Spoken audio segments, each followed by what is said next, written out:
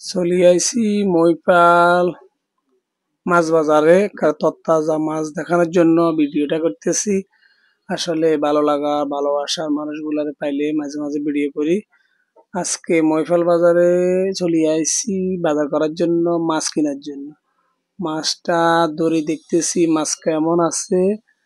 Tilapia মাছ দেখলাম, রুই মাছ দেখলাম, কাতলা মাছ দেখলাম, বিকেট মাছ দেখলাম। অবশেষে তেলাপিয়া মাছ কিনলাম 2 কেজি, আর বিকেট মাছ একটা কিনলাম 3.5 কেজি ওজনের, 270 টাকা করে কেজি।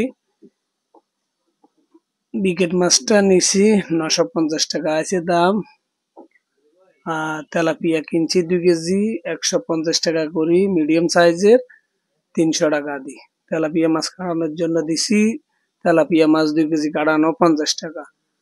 আর বিকেট মাছ 3.5 কেজি বিকেট মাছটা কিনলাম, কেনার পরে কাটার জন্য দিছি, উনি বলছে 50 টাকা লাগবে, দিলাম 50 টাকা। আর আপনাদেরকে ভিডিওর মাধ্যমে দেখাতেছি রুই মাছগুলো তরতাজা দেখাতেছি।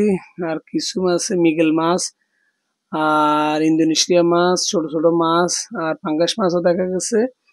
বেশি আজকে বাজারে তেলাপিয়া মাছ দেখা গেছে।